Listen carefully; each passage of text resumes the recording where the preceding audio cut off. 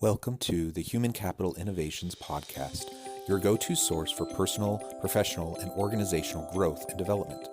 We hope you tune in often for all things people management, organizational development and change, organizational leadership, and social impact related. Maximize your personal and organizational potential with Human Capital Innovations Podcast.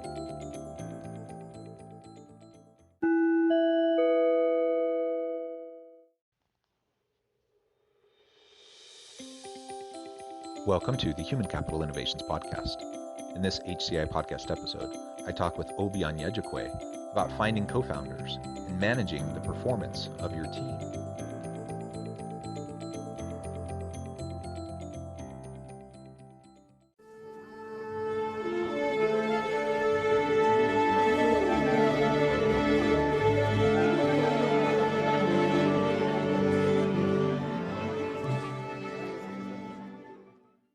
Onyejekwe, welcome to the Human Capital Innovations Podcast.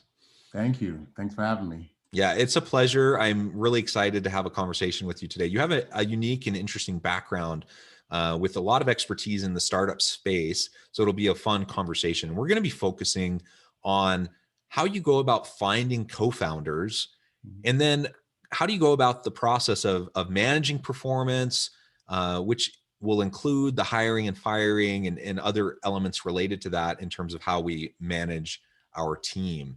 And I think especially when we're talking about a founding team and that circle of people, that core group that's going to hopefully drive the success of the organization, it's really, really important to get the right people into the team and working together in really effective ways. So that's what we'll be focusing our conversation on today. As we get started, I just wanted to share Obi's bio with everybody.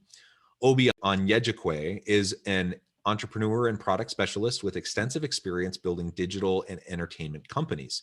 He has raised over $900,000 on revolutionary startup Neato Inc., which was acquired by AOL. Obi is an outstanding leader with a record of spearheading the development of high-end profitable products and is a startup founder with experience raising capital and building qualified teams. And I could go on and on. There's so many great qualifications that you bring to the table. But again, thank you for joining me. Is there anything else you would like to add by way of background or personal context for the listeners before we dive on in? Yeah, I'm currently the CEO of Unami, which is a startup for software for animators and video game developers. So we're solving a major pain point in that industry. Also work with or COO of Pixelpart Studio, which is an animation studio here in Los Angeles. So yeah, the two pretty much complement each other. Yeah, that's really great. And you are a busy man doing many really cool things. So that's really awesome.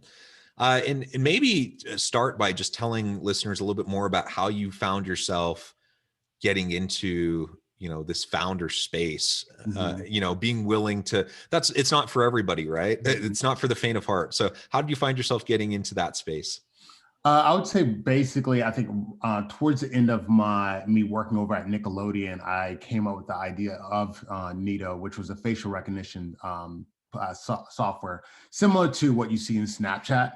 So when I decided, to take the big leap, start developing the software, build a team, I did intense research on the software and the code needed and the team that I needed to build, and then assembled a team and pretty much built it and went from there. I think for me, I've always had the entrepreneur spirit, and I saw the opportunity and I was like, okay, now's the time. It's like now or never, pretty much. And I even remember kind of sabotaging interviews that I went on because I knew if I got this job and I was going to get that $200,000 paid salary, then forget about it. I was never going to go into the startup world. Yeah, it's hard to walk away from that, right? And so sometimes you just got to take the leap, and that's really cool. Sounds like you're doing some really great work.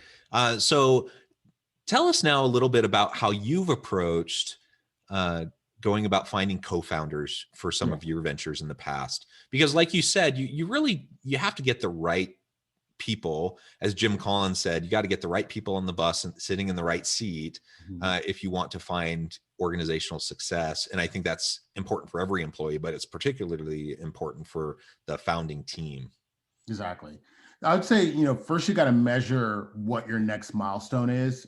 Whether if you're early, you're most likely early stage if you're building a team, and so you got to measure what milestone you're trying to reach with that.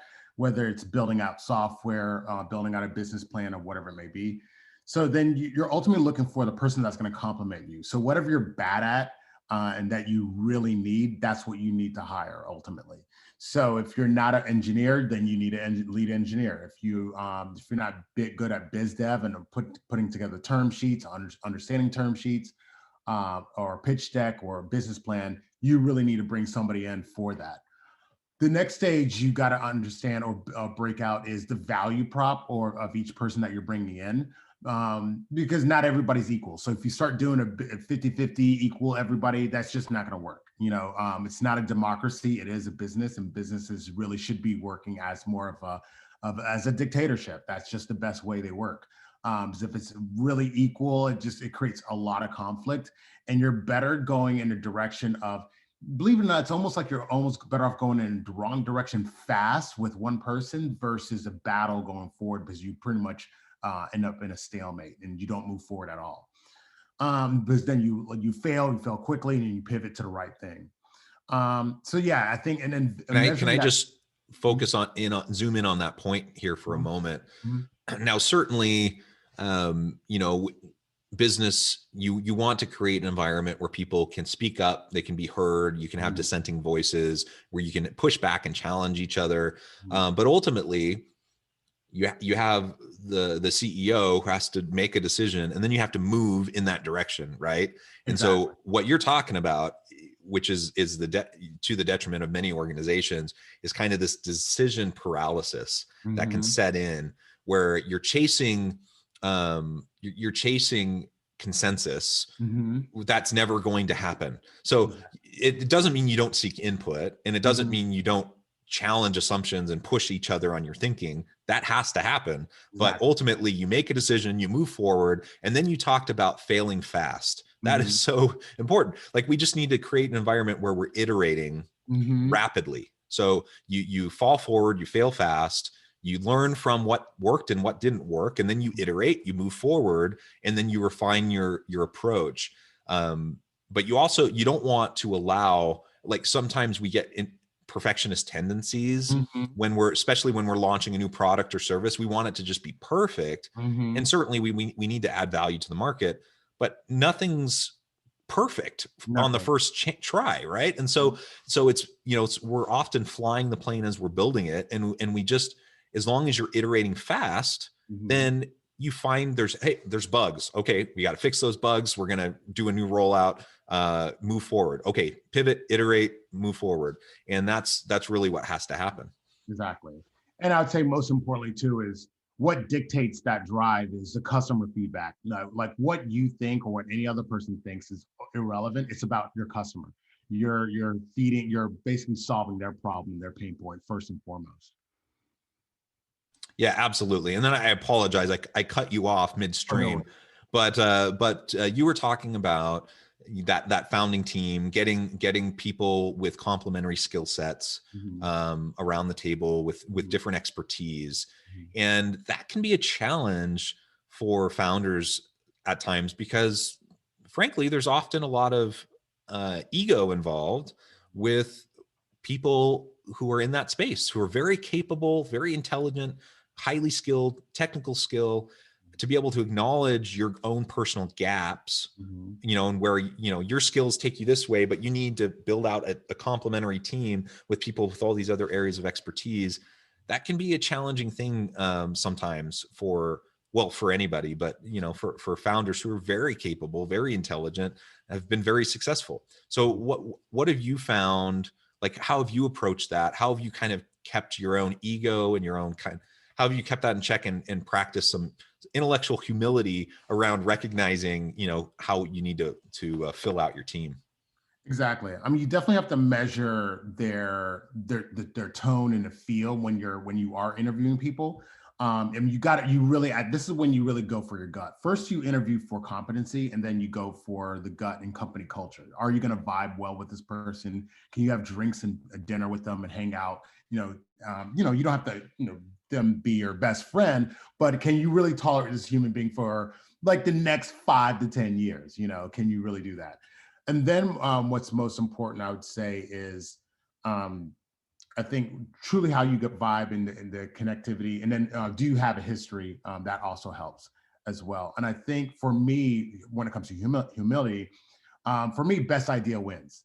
So I could care less who it came from. It's just, I'm going to measure, okay, cool. Is that going to work? Or I'll come up with an idea and they'll say, Obi, there's a better way. This one's faster. It won't cost us anything. And we can implement it in like 2 days. Done, run with it, and that's it. So for me, I would say, yeah, best idea wins is one of the top mantras on our company. Yeah, I love that. And again, I think it takes a level of security in yourself, right? To have that kind of confidence and lean on your team that way, where you're all in it together. You just want to grow and develop the organization and help you bring value to the market. And so just recognizing that the best idea should win, that you don't have to play all these political games to try to, position something. Like, no, just really move forward, reward people for the great ideas they have, give credit where credit's due, genuine praise, and then just move forward quickly and on whatever that idea might be, and iterate. I think that's great. Exactly. And I think most importantly for me personally is, my mission is to scale up, make money. Like I could care less, where ideas come from. It's just, we need to make money or else we die. Yeah, right. So I think that kind of leads into the next point of just general performance management. How do you deal with that? As an organization grows and scales and you have hundreds of employees, thousands of employees, you start to put in place very formal, processes and performance management initiatives and plans and all the things around that. What's been your approach when you have a small team, a small core group? You're hopefully developing trust, you're developing that relationship with each other, you're around each other all the time. What's been your approach to dealing with performance and managing that? So there's definitely a detailed conversation on what people can achieve and in relation to how much revenue you're bringing in and how much runway you have as well. So you're kind of balancing all those elements. And then you really got to, for us, what we're measuring is, okay, here's what it's going to take to generate revenue. How do we get there? And then how much runway do we have to get there? And so at that point, that's what we kind of work backwards and say, okay, we need X amount of updates featured in this month and then that month. And you pretty much build out a schedule from there. And everybody understands that you're all in agreement of hitting these milestones as well. So when you have your monthly, not monthly, but weekly meetings, you're constantly doing checkups and updates to see if everybody's hitting their milestones and go from there. And I think at that most, and then even if you don't hit it, now whether you pivot or you make adjustments or bring people in, you got to do what it takes to kind of hit that next milestone. Yeah. And so how do you approach it when people don't hit their milestone?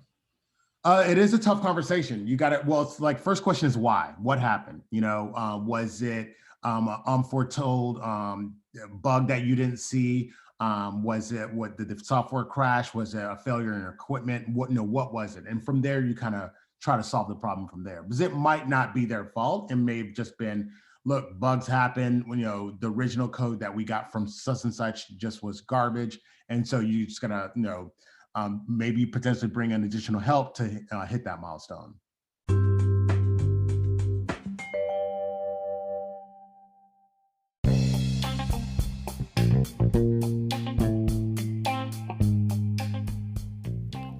I'm excited to announce the publication of my new book from HCI Press, The Alchemy of Truly Remarkable Leadership: Ordinary, Everyday Actions That Produce Extraordinary Results. Consider how the nature of work has shifted over the past 50 years. With increased globalization, rapid technological advancement, and the shift in economic composition, the average job of today looks very different than the average job of 50 years ago. What will the jobs and organizations of tomorrow look like? Moreover, what does this all mean for organizational leaders? What are the core competencies and capabilities of organizations and their leadership that are prepared for continued disruption and geopolitical and socioeconomic shifts? Regardless of what the future holds, increasingly, leaders need to be socially minded, data-driven, decisive, champions of talent, and disruptors of the traditional notions of leadership, teams, organizations, and work. The alchemy of truly remarkable leadership will help you to explore your own leadership competencies and capabilities and consider ways to apply and implement them into your workplace and personal life.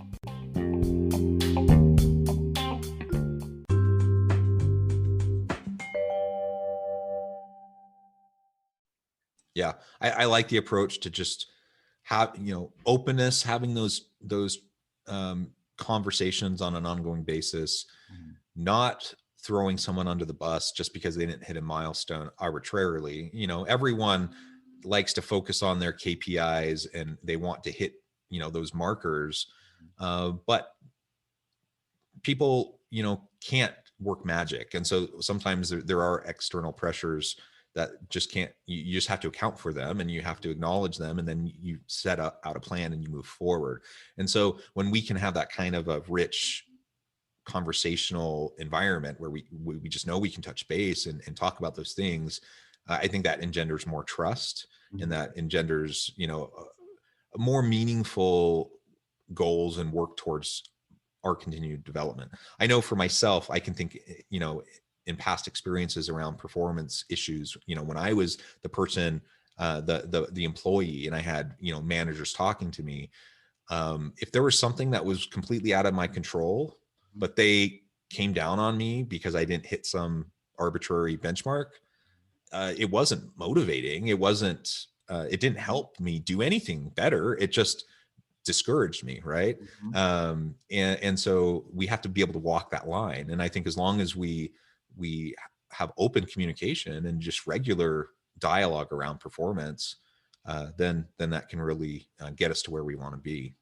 Exactly. At the end of the day, it's a problem solving a measure, and you got to tackle it like a complex math problem versus by no means is your startup going to be a well-oiled machine. So you are going to have hiccups, and you got to be ready for them.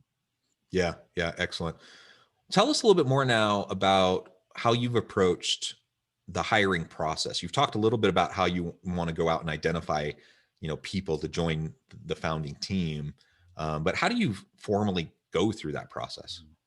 It's complex. I mean, you're first reaching out to your closest audience, or your closest, whether it be your investors or your employees, your friends. You're kind of going within that inner circle to find the closest group of people that that know experienced people for that role. And of course, you're doing a job description that will go out and go from there. Once that category is exhausted, then now you're getting on LinkedIn, at that point. Because as a startup, you can't afford to pay for these grandiose services that will charge you a significant amount of capital to go find people. So you really got to hit the ground, and whether it be AngelList or LinkedIn, to really reach out to those individuals, do a mini interview from there, and then get their resume, and then do that formal interview. And I would say that formal interview, like I said, is more competency first, and then do you fit company culture. Now, another step I've used for hiring engineers is I'll use a technical co-founder or technical advisor, and they'll actually do more of a deep dive into their competency and have them take multiple tests to go from there to make sure that they can actually achieve what we need to get done. Yeah, I think that's good. And it is important to focus on competencies and capabilities, which is different than, I think, the traditional approach was, what's the formal education achieved, how many years of experience. And we had kind of these arbitrary formal benchmarks that we wanted people to meet. And it doesn't make much sense. It really just follows tradition. And that's the way it has always been. I think more and more companies are realizing that that's kind of silly. You don't care. I mean, who cares whether you got a master's degree in whatever from whatever university? If you have the skills, the competencies, and the capabilities to be able to do what needs to be done, then by all means, bring them on board. And to your point about fit, culture fit, I think is always important. Of course, we're not talking about hiring people that are just like us, because we don't want to create a groupthink environment where we're not challenging each other's thinking. We do want to get, a diverse team together. We do want not only, racial, ethnic, gender diversity. We want cognitive diversity. We want different ways of viewing things. We want different worldviews. We want that brought into the team. But you do have to be able to mesh together. You have to be able to work together. And you made the comment earlier, is this someone you can stand being around for, 5 or 10 years? Absolutely. Especially in a startup, you're going to be spending such long hours, so closely intertwined. And it's got to be someone who can fit with the team, plain and simple. Exactly. No, I mean, it's on a part of it kind of stems from my past working in animation and graphic design and illustration. I never looked at where they went to school. I went straight to their portfolio. That's what told me everything. Yeah. Well, I love that. I wish more people would embrace that mentality. I always, it bothers, I'm a professor. I love academia. I love the university setting. But it's always bugged me when people are elitist and, who cares? Like, who cares what university you went to? Who cares? Like, what I care about is what you bring to the table, what you can do for the organization, how you can help the team. That should be the number one goal, not, which school you happen to go to or whatever. Right. Exactly. Yeah. Well, so how about the firing process? So sometimes it doesn't work out. Sometimes you've coached, you've mentored, you've had these performance discussions. You thought you got the right person in. For whatever reason, it just didn't work out. They're not responding to the coaching and the performance discussions. How have you approached the process of discipline and even getting to the point of firing and letting people go? Key thing, do it fast.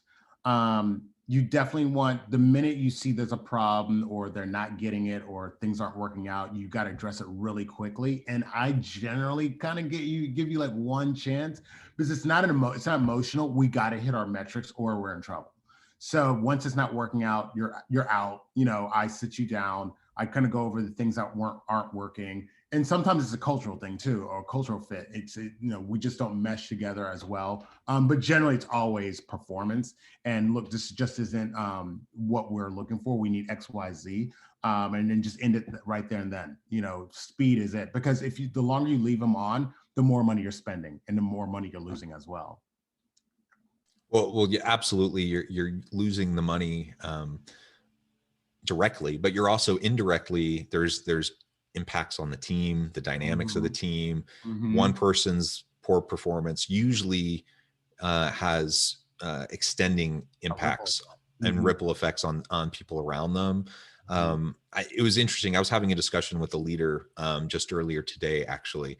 And the question was, so this organization, they have someone who's really skilled, really talented, all the capabilities necessary, a good performer, but they just rubbed everyone the wrong way. Like everyone on the team, it was kind of a toxic environment, an unhealthy team dynamic. And so this leader was wondering, like, what do I do? Like, I don't want to lose this person. They're a really great performer, but it's not working. Like, what do I do? How would you respond to that? Oh, they got to go. I mean, I think there's a whole report done on it. And they said, even if that person's really good, what ends up happening is they disrupt everything in the company, and you end up losing money on your ultimate goal as a company because this person has disrupted the whole flow of the whole industry. You're better off getting rid of them, bringing in someone even less qualified that's going to mesh well, and you'll move forward faster. Because at the end of the day, as a company, a lot of pieces have to work together well, Yeah, well, we're in agreement. That's exactly what I said. And it maybe it seems counterintuitive, but to your point, I mean, that the cohesion of the group is so vital. And if you're not working together well, the ripple effects and the downline effects and how it impacts the customers is likely going to be huge. And I would much rather have someone who's hungry, who's maybe a little bit fresh, a little naive, someone who doesn't really quite know what they're doing, but they're hungry and they're willing to work hard. I would much rather have a person like that with a lower skill level than someone who's not teachable, coachable, and just consistently causes problems. Right? Exactly. So, I get it. It can be painful.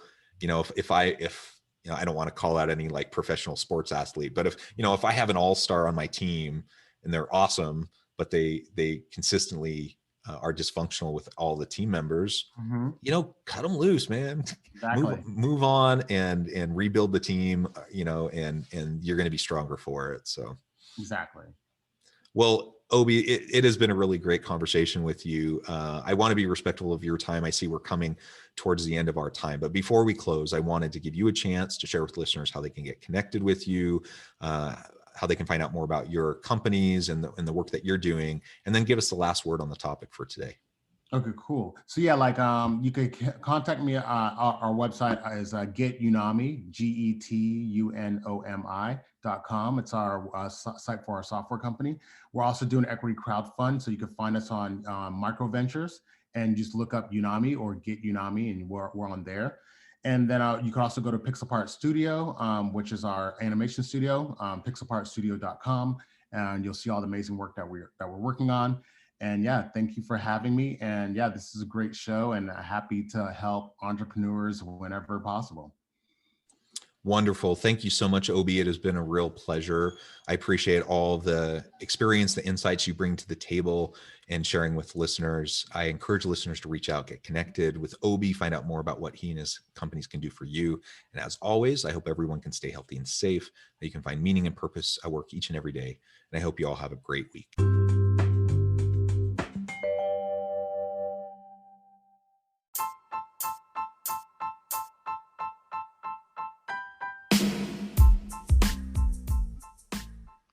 We are excited about the launch of HCI's new magazine, Human Capital Leadership. Human Capital Leadership is a free, interactive e-magazine designed to help individuals, leaders, and organizations find innovative approaches to maximize their human capital potential. We will be publishing issues quarterly in August, November, February, and May. Check out the first issue and let us know what you think.